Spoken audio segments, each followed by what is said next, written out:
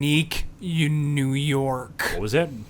Unique New York. Oh, now brown cow. Oh, now brown cow. Oh, now brown cow. Oh, now brown cow.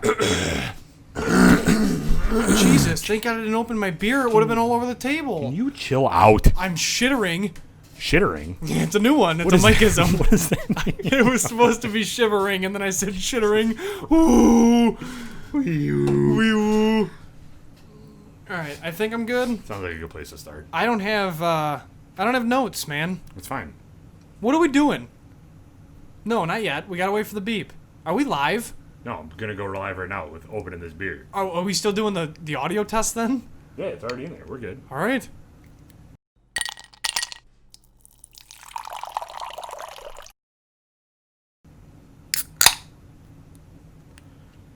Well, welcome back to another episode of the Buffalo Happy Hour. Mike, how are you? We're here. No hat. Fresh haircut. Gel. I have cold le in my glass. So, fluent in French. No big deal. How are you? No big deal. We're doing good. Considering the abomination we had yesterday, I'm doing pretty good. Can't complain. So, should we talk about the over $1,000 mistake that happened? Mistake. You're full of these Mikeys. So I had shit. What was it? Shitterisms? Shittering. Shittering? Yeah, shittering, and then Okay, Cheers. here's what happened. Cheers. Open your Cheers. beer and shut up. Shut up. Cheers. 2 tap for the boys. Look it. Here's what's going on. We were supposed to go to Howlerhorn Distilling. We have to postpone. Reason being, we're driving down Holes Country Roads. Rock shows up, middle of nowhere, right in the lane. You smoke it. Smoke it. Going the speed limit, but smoked it. And then our front tire explodes. We hold on for dear life, drive down the road, look around, and all we see is a red barn, and we're in the middle of nowhere. We're 50 miles from home. We're 50 miles to our distillery. So Literally halfway Change a into our tire. trip, we had to change a tire. And like the worst part about this is, one, it was no rock. This thing was a boulder. it's this not thing, a boulder. It's a rock. This thing had zero business being in the middle of the road. Other part of that is it was right over the crest of the hill, so there was no way for me to even see it. As we're coming over the hill at 55 miles an hour, legal speed limit in the middle of nowhere, going over 55 miles an hour, this thing just appeared so quickly. And I ran directly over it because why? What other luck would I have? Look would I have? Water. What other luck would I have? Run the whole thing over. We get out. The sidewall of my tire is blown out. Big gaping hole in it. Dude, that was tough. I'm curious to see what the impact is on that rim, though. Yeah, we're not talking about it until I bring it in to get fixed. And then just hope everything's fine. All right. I haven't looked at it yet since then. Sounds good. Dude, so I ordered tires. I called the place today to schedule my appointment for tomorrow. And they're like, we don't have any of those tires in the Buffalo area. I'm like, sick. Obviously. Why would you, right? Like, why would you have the exact tires that I want at your establishment right now and I would be fine? Why would that happen to me? Nope. They're in Rochester, so they have to be delivered tomorrow. So I scheduled my appointment for tomorrow morning, and it's going to be like $700 to get the tires replaced. If I have to get rims, it's going to be like $1,500, dude. I don't want to spend that money. I have a basement for $10,000 I have to fix.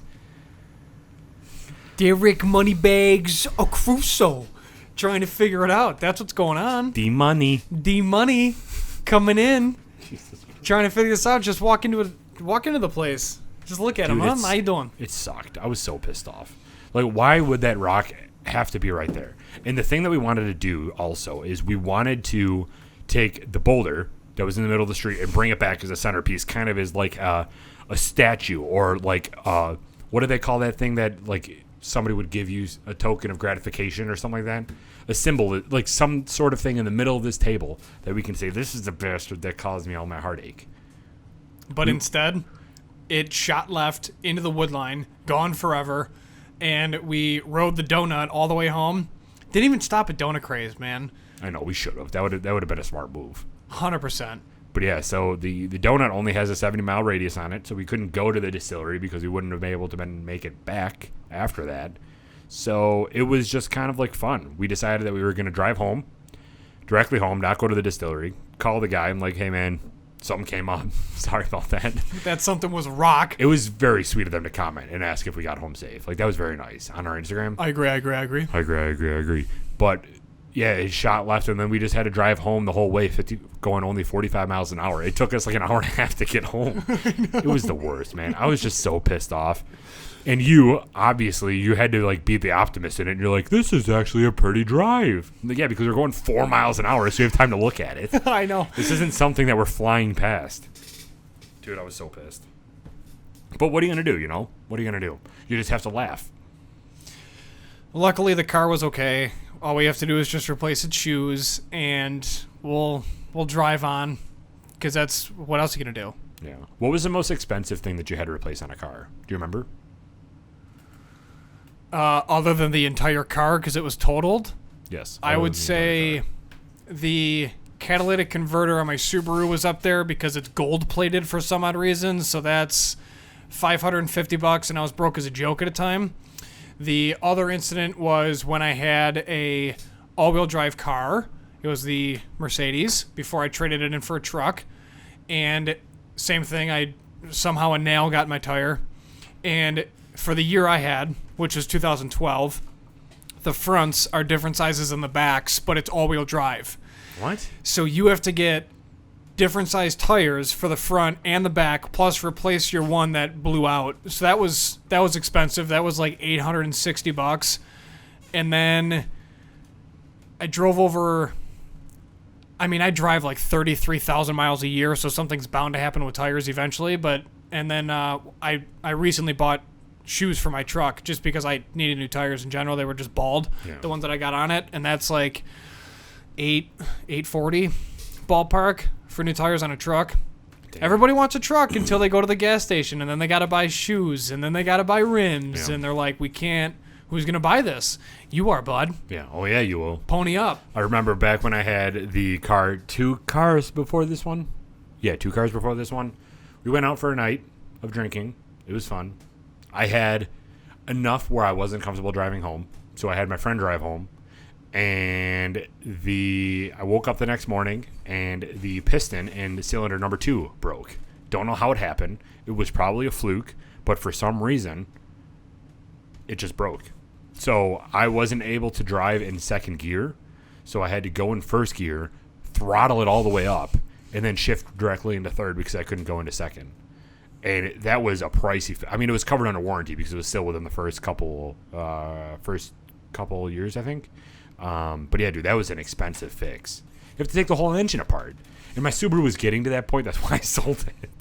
Oh, my goodness. I knew something would have to go wrong with that Subaru. Yeah. I modded the hell out of it. You did. And I did it all myself. And I'm good. If you give me the YouTubes, I'll figure anything out. But it was getting to that point where it was 5 years old, 60,000 miles on it. I just wasn't comfortable with it anymore. I'm like, I got to get out before something bad goes. And I did. And now I got this piece of shit. That's what sucks. It's not, but that's what sucks about Subaru's exhaust is that it's all flanges.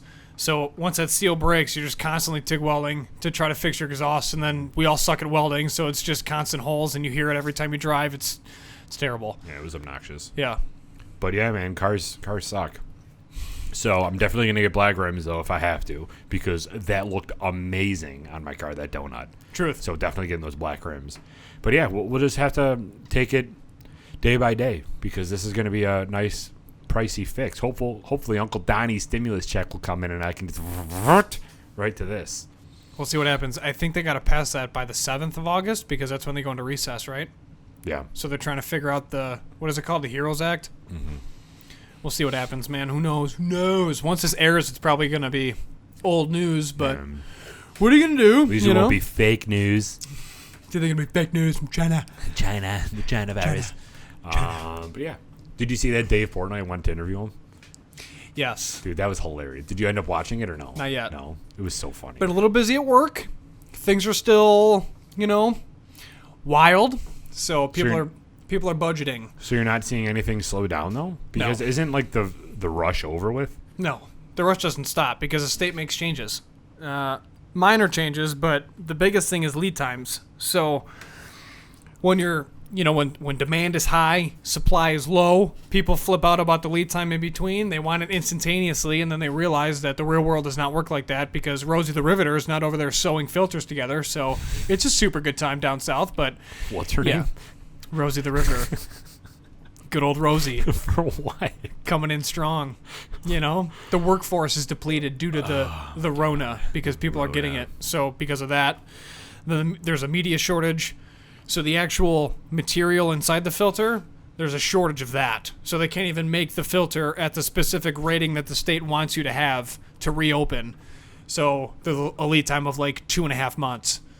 It's pretty cool. It's a good time. As of today, which is July 28th, there's like 75 states. We only have 50 states in the U.S., but there's 75 on Cuomo's do not come here list. Good old Andy trying to figure out what he wants to do to protect all the citizens and residents. But home and nursing homes. Yeah. Oh boy. But yeah, so that's we're just gonna keep going through. But yeah, what's the shortage with aluminum cans about? Did you see that? These bad boys are gonna be gold. I noticed that there is a shortage of aluminum cans, but I didn't do the research to figure out what caused it. Yeah, I just know that there's a shortage. So, Me cheers. either. Keep your cans. Maybe it's because everybody's staying at home and they're too afraid to leave to go to cash for cans and deposit them. So the cycle's messed up. Oh yeah. Churning the gears. No play on words with recycling. See what you did there. Thanks. So anyway, about aluminum cans, you want to tell people what we're drinking today? Yeah, we're drinking Allegheny IPA from 4 Mile Brewing down in Olean, New York, and honestly it's pretty good, man. It's not that hoppy, and it's pretty smooth, but it's got a West Coast style IPA brewed with a variety of hops and 4 varieties of malts. So I'm excited that we're sipping on this and talking about all things New York. Yeah. Unique New York. So, thank God those mic checks are back, man. You've watched Anchorman, right? Obviously. Yeah. It's one of the best parts. Yes. The arsonist has oddly shaped feet. I love scotch. Scotch. So, yeah, we're doing good. So, in regards to merchandise, we are slowly starting to run out of larges. We are mailing shirts out to people so they get them, and we're doing what we can. We are buried, dude. We are buried. The pre-orders came in hot, and we're trying to get them out to everybody as soon as possible. I think all the pre-orders are done and sent out. There's like onesie twosies, but for the most part now we're just waiting to see who else buys one, and we'll go from there. We only got small, medium, and larges left, and we're starting to dwindle down on the large. Mm-hmm. So 3 were just mailed out after work on Monday, so shipping them all over. Yeah. All over. It's crazy, man. We've been doing a lot of stuff. I mean, within this past week, we had 4 interviews scheduled. Yeah. 3 of them happened. We won't talk about that 4th one again. But, yeah, we've just been going crazy. And I love it. And I think our viewers love it, too. I think that we want to get to a point where you and I, have this podcast, this across the table, you and I thing, be a little bit more exclusive, maybe for some paid members, if we ever get to that point. But I think we want to start heading towards the direction of us having 2 interviews a week. That'll be good for us. I'm all about it, too. Yeah. They're so much fun. Yeah, they're so much fun, and there's so many people out in Buffalo that just know so much more about their specialization than we do. Oh, no doubt, dude. We were in my heaven yesterday, or on Sunday, talking about all things pizza. Tell them about it. So we went to Macy's Place Pizzeria. That interview is now live. Yep. So check that out because it's super good. But, excuse me. So, yeah, we had Nick on. Talked about his business, talked about where it came from, where it is now, and why and how. Then we went in the back, off camera, and we made the BHH pizza, which we basically just went live with and then posted to our story so people can see. To answer everyone's question, no, it is not for sale. No, it is not a menu item. And they are not build your own pizza, so you can't call them and say, these are the ingredients that I want on the pizza, just make it for me, because that's not how this works. They have enough on their menu. They have enough innovative products to enjoy. Go on their website, order online, and cheers. But, yeah, we went in the back, checked out their amazing dough hook, which was sweet. And I'm so excited how happy you were seeing that dough hook. Dude, it was an industrial KitchenAid. That thing was kick-ass. It was you were huge, like a kid too. on Christmas morning. Dude, the top of it was at my collarbone. That thing was tall. Dough hook was huge. That was sweet. So yeah, check that out. Obviously, took a photo, posted it on the IG, and then let's see, made our own pizza, which was a dough base, obviously Stuffed crust, which I thought that they had like a caulk gun, and they shoved it in and then just injected with queso, and it just injected cheese into it, But no, they don't. They just like layer the cheese on and then roll the dough over like a normal human being. Which makes sense, thinking about it. Yeah, which is the logical way to do it, but then there I am. Then we had a layer of blue cheese as the base, cheese.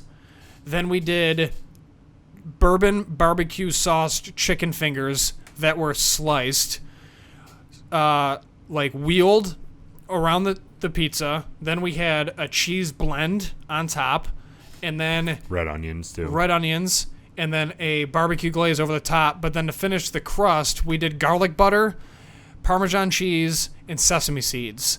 Cooked it for 10 minutes, pulled it out when it was done, because there's like codes. Can't have raw pizza coming out of the oven. Drizzled barbecue sauce over the top, and we crushed it. Dude, it was one of the best pizzas I've ever had in my life. Yeah, no doubt. It was exactly what we envisioned, and it came out perfectly, and it was super good even the day after. So I was pleased with the BHH pizza. I am so shocked because we were talking to Sexy Slices about this too. If you haven't listened to that interview, go back and check that out. But the Sexy Slices interview, we've talked with him about how people sometimes get scared about ordering a specialty pizza. Yeah. Because you have your staple, the cheese and pepperoni. Cheese and pep. Macy's place is so interesting to me because, first of all, we talked about this during the actual episode. He is extremely young. I was going to say excruciatingly, but I switched it to extremely last minute, and it kind of messed up. But anyway, he's extremely young for a pizza place owner. Like, he owns the place, and he's taking his young millennial mind and putting it into social media, and that's how he's growing his business, basically. He's our age. Yeah.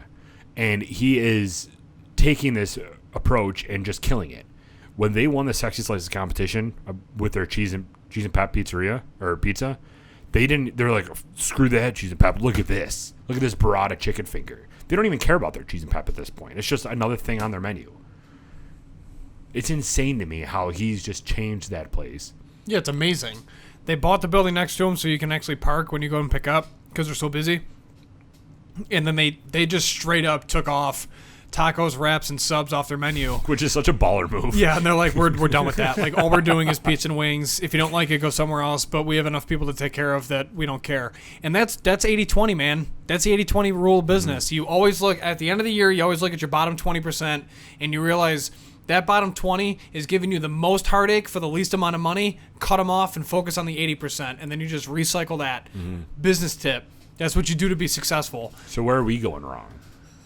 We just have expense on expense. We're 2080, baby. 2080. No, we're like $5.95. Oh, 100%. $5.95, nothing coming in, literally nothing coming in except, like, I don't know, the federal stimulus. That's the only thing keeping this thing afloat, and we're just chugging along. And Macy's Pizzeria, that came in, though. That pizza was bomb, and he was very kind enough not to charge us.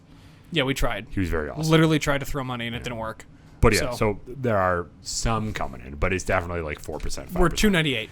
$2.98. $2.98. That's how much in dollars we've made so far. $2.98. $2.98. For those who have been following us from the beginning, all the OG listeners, you are correct with your assumption that yes, we have still not made a single penny, but we're on the hunt like Mr. Krabs, and we will find that money. Oh yeah. And then the first thing we do, I mean, every time we raise money, we donate it anyways, so it really doesn't matter. Yeah. But what are you going to do? Yeah. We'd rather donate instead of hanging on. Yeah, absolutely. I mean, the whole point of this podcast, like, for all of our new listeners that are coming in, we did gain quite a bit of listeners in the past, week. Yeah. So for the new listeners coming in, we're just basically trying to promote local Buffalo businesses and give back where we can. That's really all that we're doing. We don't charge anybody anything. A small business that wants to come on our podcast, where we don't charge anything. And we're just here to have a good conversation and to understand the history behind them. That's all that we do. People thought that we had some type of sponsorship agreement with the people that we have on our show, and we don't. It's literally we reach out to them and we're like, hey, do you want to be on this for free advertising? And all of them have said yes if they've been on the show, and that's just how we do it. I mean, we don't We don't care. We're literally only trying to produce a platform to promote Buffalo local business and then to give them a space to talk about all things that they do. And I understand keep Buffalo a secret. Buffalo's always going to be a secret, but people know that we have good neighbors, we have good food, and we have a really shitty baseball stadium that the pros don't want to play in. But that's neither here nor there. But they are. But you know what? And Josh Allen is starting to get a name for himself. So he cracked the top 100. I mean, Trey White crushed him on the list, but... Top 200, right? It was the top 200? No. So Josh Allen made the top 100, and then a sports broadcaster was discussing how he made the list of top 100 and went off and said that he's not good. His completion percentage is like 56% or whatever, and he would not even consider him a top 200 player out of like the 1,700 NFL players that are in the Colin league. Coward or whatever? Yeah, whatever. But the biggest thing is there's two sides to that. The first is WTF, that guy sucks. Go Bills. Bills Mafia. Josh Allen's king.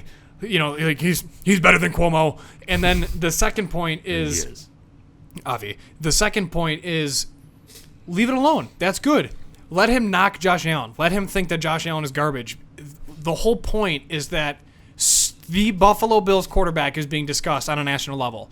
That is probably the first time that's happened since... So you think Tyrod Taylor was a big talking point? Yeah, he was in regards to interceptions, missing wide open wideouts, and then... So was Peterman. Right, and I mean, we got made fun of, but from an actual standpoint, no. Like, we haven't had a legitimate cornerstone quarterback since Jim Kelly and Josh Allen stepping in, and that's... What else could you ask for? Right. So, I take it as... Sure, talk about Josh Allen, say he's not good, whatever you want. I don't care. We all love Josh Allen for who he is, and honestly, at the end of the day, that means more than a lot. Absolutely. You know, like he's able to flip a switch, change a game. He is athletic. He's one of the best athletes that I've literally ever seen. Just from an all-around athletic standpoint, he can play any sport, and he's a super good down-to-earth dude. Like his family's a bunch of farmers. Yeah. I mean, come on. Like people say this all the time about him, and yes, his completion percentage is not Brady level or a top tier quarterback level or even Watson's level, but who cares? You also have him digging into a pile of 300-pound men to pick up a fumble and then jolt himself forward after destroying a linebacker to get a first down. You're not going to get that from Brady. Are you kidding? Yeah. So why complain about one aspect of his game if we're winning games?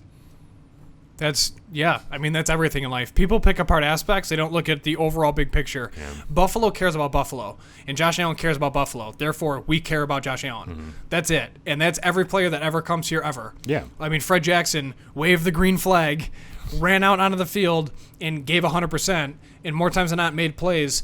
And we were like, please give him a key to the city. Do whatever it takes to keep him. Oh, my God, yeah. If Josh Allen ever wins the Super Bowl, he's becoming mayor, 100%. There's going to be statues outside of Big Tree Inn of Josh Allen next to Chris Berman. Outside of Big Tree Inn. Yeah, next to Chris Berman. He's just going to stand there just with that pose of like him mid-throw next to Jim Kelly. I mean, come on, man. Yeah. It's Josh Allen. It's Josh Allen. That's my quarterback. But like even Trey White, he got a good rating on that, but nowhere near what's respected. But I like that. I like being an underdog. I don't want to be overrated and have people like expect more than you. Same with Micah Hyde and Jordan Poyer. Yeah, they didn't even make the top like 5 defensive or safety pairs. Dude, it's so depressing. Poyer's disgusting. Yeah. He's so good. We're just trying to get Rachel Bush on the podcast. That's all. No. I'm trying to get Jordan Poyer on the podcast. I've seen him in person once, and he's similar to Dwayne Johnson. Dwayne The Rock Johnson, where his teeth are perfectly white, his skin glows, and he's like, "What's up, man? How are you?" Like super down to earth. I mean, how do you hate that? How do you get mad? Yeah. You're like, Jordan Poyer, you're a bro. You're an absolute bro. But that's this culture that McDermott brought here, and True. That's why we're undervalued. Is because we don't go out on social media our players and say I deserve more. So nobody's going to pay attention to like them. Jamal Adams. Yeah, everybody. Jamal Adams is a good athlete. I give him that. Obviously, he's in the NFL. I am not. What I will say is, stat for stat, Jordan Poyer more times than not blows away Jamal Adams. Mm-hmm. Blows him away. But it's fine. You know, I like Jamal Buffalo Adams being underrated. Yeah, me too. It's just it's frustrating where who do we have go to the Pro Bowl? Right. Tremaine Edmonds, Trey White, and Maybe one more. I mean, it used to be, what's his face? Williams. Offensive line Williams. Yeah, Kyle Williams. Yeah. Did he But go to other the than last that- Pro Bowl? Yeah, I think so. It's just sad, man. Oh, Yeah. and Lorenzo Alexander, Right. which, if he comes back for the playoffs, woof, dude. That dude's a unit. Yeah. Unit. But But I did don't you know. see We'll that see. 6 Patriots players have now, yeah, I kicked that a little bit. 6 Patriots players have ruled themselves out for the year because of COVID. Who? I don't know all of them off the top of my head. I just know Patrick Chung is one of them. Right? Chung? Yeah. This safety Okay. or cornerback. He's one of them. Okay. So a DB. Yeah. And that's a huge name on their list. Is it? Oh yeah, he's a star player. You never heard of him? Nah. Jesus, you don't even watch football. Seriously. And Star then Lotulelei is out. Lotulelei, yeah, Which, I mean, we have options, but Star Lotulelei is Star Lotulelei. Like, the dude's a unit, so we got to figure that out. Yeah. But there's like 4 options to replace him, if I'm correct on that. yeah. So, Which we did fine. We did great last year, and Harrison Phillips wasn't even playing because of his ACL or whatever he tore. So Yeah, like with him Baloo was coming holding back, out. he can step into Star's role and do fine. did you see how big Edmonds is? He's a beast, man. Huge. Basically like me, kind of. That's you ever- it. do See you you later, ever- everybody. Do you ever look at people on TV and you're like, how tall are they? They're friggin' huge. And then you look up and they're like the same height as you. Have you ever done that? Yeah, but they're not. But they are. They lie. The Googles says they are. Yeah, but dude, Marshawn Lynch was listed as 5'10". I saw him in person. He was like straight up 6'4" in just a truck. I'm like, you're not 5'10". And then he just like laughed at me because his younger brother played football at my high school when I was there. Oh, really? Yeah, so I was like, you're not 5'10". Like, you're huge. He's huge. Marshawn Lynch is one of the largest human beings I've ever seen. Like, you're not 5'10". A coworker and I today were talking about Fauci throwing out the first pitch and how small Fauci is, and he's 5'7". So like he's not ridiculously tiny, but he's also not like an average size for a man.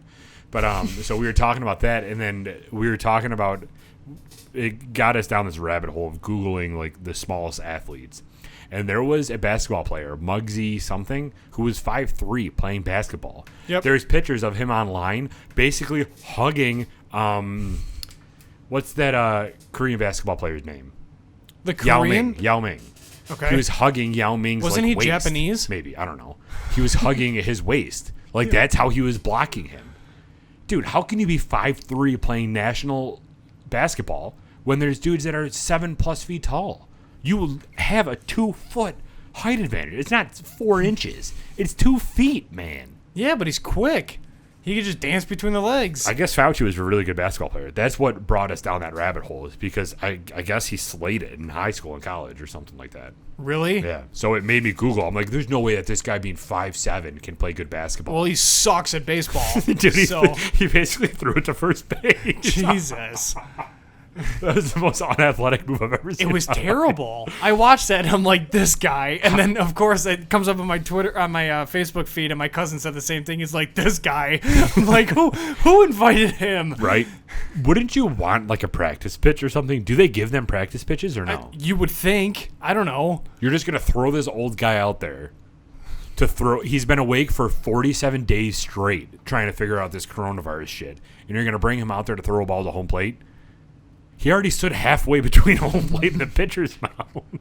And he threw it like to first base. Unbelievable. Dude, it was so funny watching that. I'm like, what are you doing? Cleo could do a better job than that. But whatever, I understand. Yeah, it's sometimes showbiz isn't for everybody. I'll tell you that much right now. Showbiz, baby. Showbiz, we're famous. All right, so yeah. Crazy times, man. No kidding. That was a good thing to watch though. Did you watch the first game back? MLB game back? I didn't watch the first game back. I got preoccupied trying to figure out how to change a tire on the side of the road in front of a barn. But, yeah, I mean, there was that. Plus, there's just... Dude, I'm just mentally and physically exhausted nowadays. But I'm not behind the whole cutout thing. I think that's obnoxious. Yeah. The whole pumping crowd noise into it, obnoxious. And now the Marlins just got struck, and that's impacting every other team already. I mean, how long is this going to last? Yeah. And you're going to tell me right now that the other professional sport leagues are not looking at the MLB saying like, well, if they're not doing it, then how are we going to do it? they got you, dude. Every commish is probably sitting back, texting each other like, "Yeah, check out those boys. 19 of them just got hit." Like, you know, they probably are in a group chat, drinking scotch, trying to figure this whole thing out. Roger Goodell doesn't give a shit though. Roger Goodell does not care. No, but the players care, and at the end of the day, that's who matters. So, what are you gonna do? And if you test positive for the Rona, are you getting paid still by the team? I would assume so. It would be just like an injury. Oh, that was part of their agreement. The COVID IR list that you still get paid, right? Yeah, because you can't help it. I mean, you can with that weak immune system. No, I'm just kidding. Wear a mask, wash your hands. Yeah, that's how you try to help it. But yeah, I don't. That's crazy because Poyer just got what, $20 million for 2 years. Dude, I hope they keep him around. They have to. Yeah. But the issue is that the salary cap just got hit. Yeah, because we don't have any income coming in this year because no one's going to the games. Correct. I still think that they should take a cutout, and if you own season tickets, you create your own cutout. And then in that cutout, they can install a camera. That way you buy your tickets so you can watch from home in your exact seat. That's what I'm talking about. Let's patent that shit and let's put it to the Bills. Put it to the Bills. We'll see. They got to figure something out. If there's no football, I'm going to be crushed, dude. Yeah. Although it gives Allen one more year to get yoked, which I'm all about. Remember when the hockey didn't play? Goodness. I feel like this has gone off like 4 times. This isn't normal. Change your battery. One episode is just going to go off every minute, and we're just going to get smashed. Remember that one year where the hockey didn't play? Yeah. They held out? Yeah, the lockout. Yeah. That sucked. The playoffs are starting soon for hockey. Pumped. I love how their season was suspended, and then they come back, and you're like, well, you're still garbage from before. Yeah. Like, the Sabres aren't going to win the cup. Right, but the Bruins might. And I'm pumped for that. I'm going to watch every single game. I'm so excited. So I bought tickets to go to the Sabres-Bruins game before COVID happened, and then COVID happened, and the game was ixnayed. So I was going to wear my Patrice Bergeron jersey there. I was going to be repping it in style, get stuff thrown at me because Sabres fans hate me. I have this awesome sweatshirt that is an outline of New York State, and then inside New York State is the Bruins logo. Everybody hates it. I love it. But anyway, so I bought tickets from StubHub to go to that game, and since it got canceled, StubHub refunded my money and gave me a bonus. A bonus of what? 15% or whatever it was. So on top of that ticket sale, I have an extra 50% of money that I can spend towards another game, which is sick. Now I'm going to get like box seats next to Josh Allen one game just so I can chill and watch a game with him because I have like so much money in that account. Wave across the plexiglass. Hey, are you having the mozzarella sticks? I'm having the boneless wings. Can I try your marinara sauce? Yeah. You want to sign my container? Jeez. But yeah, man, sports are back. That was the title of our last episode. Sports are back. We're at episode 45 right now. We're getting really close to that birthday episode and that 50 episode. Well, we got to start prepping the steaks, start seasoning them. Do you want to do that episode outside? No. I don't trust anything. I don't trust the elements. I don't trust the surrounding environment. Something's going to come up and screw it up. So are we going to do it on like a Saturday night then? Yeah. Okay. Sounds good to me. We're gonna grill these steaks that are probably going to be wrapped in bacon. Sounds good. And then record this episode with the special edition beverage that no one knows about. I'm pretty sure everybody knows about it. We've talked about it a couple times already. Nah. No, they all forgot. They don't know. All 4 viewers forgot. That's right. Good. Down to 3 now. Somebody just unsubscribed and doesn't listen because anymore. They knew it. They're like, they can't know. I know. You're on to us. But yeah, this is going to be a good one. And then we got the birthday episode where we're trying all this stuff that we got here that's still remaining of the main players. Maybe I'll throw in a little screwball shot, too, to make you throw up or something. You're thinking you're going to be drinking manly bourbon, and then you get peanut butter straight down. How are we going to make that work? What do you mean? The birthday episode? There's too many options to choose from. No, it's only going to be like the big players that we've just reviewed. So yeah, like, but we drink so much. Devil's We're going to River. have to rebuy. Well, Devil's River we'll have to rebuy. Crown Royal, we still have some. We didn't drink all that. Yup. Jack Daniels, we still have some. We didn't drink all that. Jim Beam, we still have some. We didn't drink all that. And then Buffalo Trace, we haven't drank at all. The only reason we haven't drank it all is because they've all been at my house. Truth. truth. So Bullet, Elijah Craig, Buffalo Trace, Jim Beam. You have Jack, actually, right? Oh, no, Jack's up there. So, yeah, everything is here. That's why it hasn't been destroyed yet. So, yeah, we have everything here. The empty bottle of Jameson you got to throw up on the shelf, too. Yeah, I know. It's still in my car. It's probably shattered. It got hit from the debris from the rock the other day. The debris. The debris. So, we are on a health kick. We are? You are, too? Yeah, we. As we just talked about the pizza we made with Macy's place earlier in this episode. Yeah, but that's a cheap meal. We're starting now. Yeah, starting now. The health kick that we're on is we're eliminating beer. Nailed it. We are eliminating some of the consumption of beer. We're not totally eliminating beer because obviously we still need it for the pod. We are being more mindful of our portion size, and we are being mindful of what we're eating. So just our overall diet. Mm-hmm. We're not necessarily taking anything totally out, like no carbs for a year. Nothing like that. We're just being a little more mindful, tightening it up a little bit. Because the thing is with diets, and this is what irks me the most, is people take on a diet, and I'm no nutritional specialist. I understand that. But when you take on a diet, you then live a lifestyle that is unsustainable. So after that diet, you go back to doing the same stuff that you've been doing before, which completely wipes away your whole diet. If you don't have carbs for a whole month, you're going to have carbs again in your life. And all that weight that you lost, that your body got used to, is coming right back because you're introducing carbs again. You know, there's a term for that. Being dumb? No. What? Yo-yo dieting. Oh, is that it? Yeah. I actually did not know that. Yeah. Where you like jump back and forth makes sense. Throw down the yo-yo, you're healthy, then it comes back up inevitably. Yeah, so like what we're trying to do and what I've been trying to do for like the past month is just eliminate the stupid things. Like, why am I having a peanut butter and jelly sandwich because I'm hungry at 9 o'clock at night? Why am I having 2 turkey sandwiches, which is processed meat, which is disgusting how much sodium there is in there? It is repulsive, dude. I looked at that the other day because I started tracking some of my calories just to understand, like, where I'm at. Not because I'm going to go crazy and start tracking calories for the rest of my life, but just to understand where my eating habits are at. And the amount of sodium in turkey and ham that you get from the deli department is absolutely disgusting. How much salt are they putting in this stuff? Well, they're trying to preserve it. That's why you gotta buy organic and then eat it quick. Or just go out, hunt, get your own meat. I'm not that much of an alpha, bro. You don't have to be. Yeah, you do. No. I can't just go out and shoot a deer. Why not? Where? Where are we sitting? West Seneca. Okay. Which is inside of what? Buffalo. Okay. Which is inside of what? New York State. Which is a part of what country? The United States of America, so son. Apparently, last I checked, this is a free country and you can hunt wherever you damn please, son. Well, you don't have to. I don't have to answer stupid questions while standing on my own property.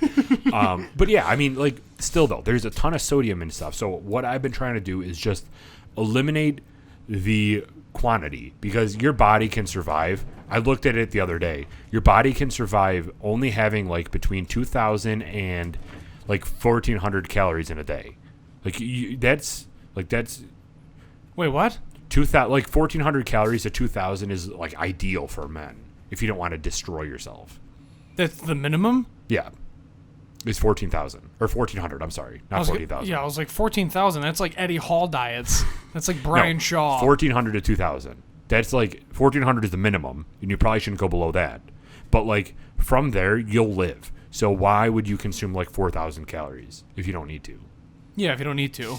Again, it's all lifestyle. It's all based on training and everything else. But yes. If you take your 4,000 calorie diet and you eat the same foods but just dial back your portion control, you'll fit into that category to be able to eat, like, to lose weight. And that's something that is sustainable because you're not consuming 4,000. Now you're consuming 2,000. Basically, what I'm getting at is I've lost like 34 pounds since like a couple months ago. I'm very happy about that. But that's because I cut back like all the unnecessary shit. Yes. You've made slight diet modifications, and then you've tracked your caloric intake and base it off of your needs to run as a human being and your body with all your systems. Yeah. And you went from there. One thing I didn't know is how much calories your body burns while resting. Like just like normal everyday activities. That's what I mean by like your human body just to survive. Yeah. Wild. It is crazy. That's I like had 2,000 no idea. calories. And people are afraid of eating some almonds. Like, you'll be fine. Eat the almonds. Yeah. But like, so I just got this Fitbit, which is kind of what drove this information. And so far, I haven't been doing very well on my steps. I only got 2,000, so that's not good because it's like 7 o'clock at night. But Is it really? Yeah. No, it's 5:45, and I've burned 2,084 calories. I'm not sure how accurate the Fitbit is, but it seems pretty accurate. Jump in the bod pod. Excuse me? I said jump in the bod pod. I don't know what that means. The bod pod is basically just like it's a device that you sit in. They use it at the combine. And then it goes through everything, your BMI, body fat. It goes through all your different levels, and then you can figure out like where you're at in the world. It's sick. It's like a giant body calibration system. It sounds extremely dehumanizing because I'm going to look in there and be like, wow, I'm fat. I think sick. But yeah, so like I got this Fitbit. You don't ever want a Fitbit, do you? I used to have one, and then I stopped really? carrying. Yeah. Why'd you stop carrying? What do you mean you stopped carrying? Oh, the battery died. Perfect, nailed it. Yeah, so then I just stopped carrying. If I want to take a walk, I'll take a walk. If I don't like the way I look, I'll just make changes. I don't have to like think about my why. Like I already know about that. I already know what my why is. I don't feel confident in my skin. Therefore, I will make changes so that I do feel confident in my skin. And then I just remember that I don't have issues forgetting my why like certain people commonly come across. People forget about why they started something, and then that's it. So do you ever feel confident in your skin? Yeah, sometimes. Like before COVID, when I was crushing the gym 5 days a week, I was actually starting to feel somewhat more confident, and then all of a sudden the gym's closed. Is that an at point confidence, or now looking back 2020 you have confidence? No, at point I had a little bit more confidence, but now looking back I realized how much confidence. But even still, like we were saying, the best shape of your life, what year was it when you were in the best shape of your life? For me it was 2013, and I know that. So that's my benchmark of where I should be. I was like 9% body fat, felt incredible. I was cold a lot, but wear a hoodie. Right. And I was lean. I felt incredible when I was doing anything and everything. I could easily jog 2 miles, and I was not really out of breath at all. And I didn't have excess garbage. I didn't have excess water under my skin. When I hit a bump driving down the road, my entire body moved. I didn't just like jiggle. I was a unit. That's been my life since 2013. It's just jiggling every time I hit a bump. But looking back in 2013, because you and I was in one of my best shapes of my life back in 2013 when we went to Hilbert, because I just ate chicken and rice, but that wasn't a sustainable diet, and I still wasn't confident back then. Looking back now and envisioning myself back then, I'm like, Derek, why did you still think that you were fat back then? But that's just like a mindset. So it's something that I've been striving to get back to, but there's a lot of people out there like me that just never ever felt confident, even when they were the healthiest that they've been. Mm-hmm. So that's something that I'm trying to get back into, is to understand the confidence in my skin and to get back to that point where I would feel comfortable. I've kept putting this milestone in mind that I want to reach X number, like X weight. But even then, I'm not going to do that anymore, because I want to get to a point where I feel good and I feel healthy, regardless of what weight that is on the scale. Public service announcement, do the same. Don't worry about the number on the scale. Worry about how you feel inside. Correct. It's just personal development. That's all it is. Just keep working on yourself. I just got a notification. I have 184 steps to go this hour. This thing is annoying as shit sometimes. Well, we'll just take a walk after this. It tells me every 10 minutes to the hour how many steps I have to go to make it to my hour goal, which I think is like maybe 250 steps. I don't know. You know what we should do is before work in the morning, just take a walk. How hard is that? Yeah, just take a walk. Just walk around. Dude, goodness, the amount of walks that I had to do when I was traveling or whatever is because I didn't have a car. Just walk everywhere. It was great. Yeah. It was great. Felt wonderful. Joints were all lubed up. My tush was firm. It was nice. Now every time I move my leg, it snaps because my knee's shot. Yeah, every time I move my leg in my car or my truck hit the brakes or whatever, my knees crack. It's terrible. Yeah, no, that's definitely underrated. The thing that I've realized wearing this is just how many calories you burn by doing an activity for a prolonged period of time. And it doesn't have to be running. Like breathing. Breathing and golfing, dude. How much calories you burn golfing is astronomical, because you're doing a workout basically for 4 hours straight. You're not thinking about it that way, but that's what you're doing. Sure, you're getting into the cart and you're resting for a second, but by the time that you get up, especially the way that you and I play, we're swinging the club 150 times, 200 miles an hour. Like, you're going to burn weight doing that. You're going to get your heart rate going. But doing that for 4 hours, or disc golfing too. Disc golfing, you might not like it because it's a beta move, as you said, but It's a Zulu move, bro. yeah, but you're still hiking for 2 hours straight playing a disc golf course. Yeah. So that prolonged period of not only walking, but hiking and the changing elevation, if you go to Chestnut Ridge, it does a lot. And that's my takeaway from all this is just don't think that doing 5 minutes of push-ups and abs is going to make you lose weight. Like, it might, but eventually you'll plateau because you're not stimulating your heart in a prolonged period of time to help you lose weight. Whereas disc golfing, you're going to be in that hot zone for 2 hours. I'm going on a hike tomorrow. Where are you going? Chestnut. Are you? With yourself? With Sam? No, so a friend of mine is a travel agent, and she is home, what she considers home. She was born here, but she travels the world, basically. So she's back in Buffalo for a time being due to the Rona. So we're going for a hike. Yeah, we're going for a hike tomorrow after work just to catch up, talk about her last few locations that she was at, and then have a ball. So I'm stoked. So we're doing like normal Eternal Flame for like 10 minutes, get there, make sure it's still lit, and then we're going totally off the grid. Just blow it out. Blow out the flame. That's it. I feel like every time I take a sip, a beep comes immediately after it. It's because we live down here, and we know when it's going to beep. We got our own internal I clock. truly live down here. Yeah, I do. work down here. Yeah. So I'm down here from 7 o'clock in the morning, and then when we record, till 9 o'clock at night. Yeah. I'm down here all day.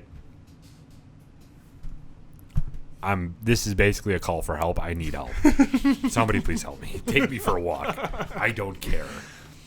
But yeah, so I'm excited. All right. You want to get to rating this beer? We don't have a cocktail section because we're drinking beer. Yeah, let's rate this thing. I mean, you could do a Boilermaker like you said for the Jameson episode, but Yeah, that's No. fine. We'll rate this thing. yeah. All right, label branding, 4 Mile Brewing, Allegheny IPA. Ooh. Okay, so. So if you have not listened to the 4 Mile Brewing interview with Jay, please go back and listen to it. Nailed it. Go back and listen to it because it's a very good interview. He does talk about why they call themselves 4 Mile, because they're located at the 4 mile marker on the Allegheny River, which runs right in the back, which was sweet that we took a walk back there with him. And on that trail, walked down a couple hundred meters and just turned back around. It was really fun. And it's cool that they labeled their beer and they're like marketing their brewery that way because it means something to them. And I like that. Allegheny IPA, obviously, we were talking about it during the interview. Allegheny itself is an area in New York that anybody living even remotely close to it can call it local. We were talking about that in Buffalo. If you see an Allegheny beer, you're like, oh, that's local to me. It's really not. It's like 2 hours away. If you're in the southern part of Pennsylvania and you say, oh, it's Allegheny beer, it's not local. It's 2 hours away, but you still think of it as being local, which I think is a genius move on their end to call this Allegheny IPA because everybody likes supporting local businesses right now. Yeah, and I like how they got their brand right on top of it, too. So it's literally on the banks of the Allegheny, 4 Mile Brewing, Olean, New York. So somebody sees a can that says Allegheny IPA that's local to me, and then they look up and realize that 4 Mile Brewing's in Olean. That's cool. Olean's a small town. Everybody in and around Olean knows about Olean. So their picture itself is what you would think, too, if when you envision Allegheny, that's what that is. Yeah. Gorgeous sunset, rolling hills, the river. I mean, you can't go wrong. I'm going to give this an A++. A++. They have a good graphic designer there. Yeah. All their cans are pretty sick, and they're just, I'm very impressed with them. Yep, A++. I like it. All right, nose.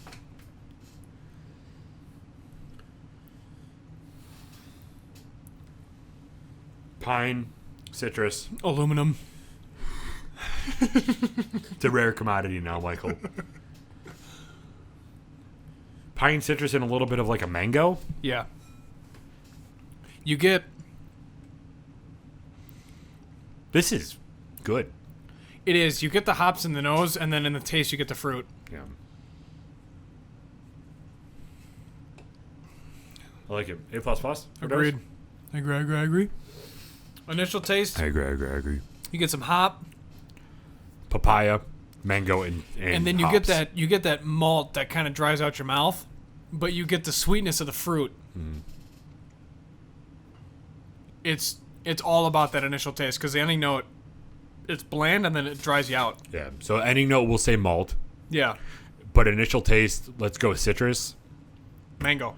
and a little papaya. All right. I'm down. A++. A++. For ending note? Initial taste. Ending note. Yeah. Ending note, I'm also A++. This is good. Yeah. I'll go A+ because this is just malt on the end. A+ check mark. A+ check mark. I like it. I like how we talk like that's a compromise and we have no idea what any of this means. Correct. So yeah, A+ check mark. Okay, cool. I like this beer, just to point out to it before we get to our final rating, because this is going to be a very short clip. This is in the same vein to me as Resurgence, solely based off of the fact that they didn't overhop this. Thank God. You get a lot of breweries and beer in general that overhop their basic IPA, and it turns a lot of people off because you don't want to be drinking a pine tree or a bush. Yeah. You just don't want to throw that in your mouth. But with this initial taste of the pine, but then you get all those fruit flavors after and the sweetness after, it really rounds it out to make you not think that you're drinking a pine tree. Yeah. Which is something that I would love to drive home. This is very good beer. They have awesome beer there.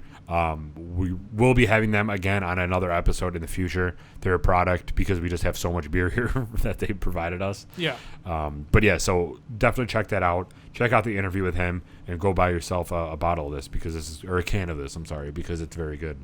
I agree. Final rating. Give me that countdown. 3, 2, 1. 93. You're like 91. 91. Okay, 92. 92 is the final rating for this. That is good. It's up there with the Jap whiskey, man. With the Jap whiskey. The Hatozaki. Hatozaki Japanese whiskey. God, we're going to get fired. But yeah, so very good product. Again, I will tell you again, go listen to the interview because it was very good. And then also go listen to the Macy's Place Pizzeria interview. We talk about a lot of stuff there. And it was just an overall good time. So thank you to Jay for hosting us at 4 Mile. And thank you to Nick for hosting us at Macy's Place. Pizzeria. It was a good time. Hell yeah. Michael, take us out. Let's wrap this bad boy up. I got some dinner cooking upstairs. Yeah, it smells amazing. Follow us on Instagram, Facebook, Twitter, even though we're not necessarily super active on Twitter. Subscribe to us on YouTube so you can watch all of our fantastic content and including all of our special interviews because we record all things visual. We appreciate all support. Local donation for Merchandise Batch 2 is going to Open Arms Rescue. Be on the lookout for that interview because that's coming out soon.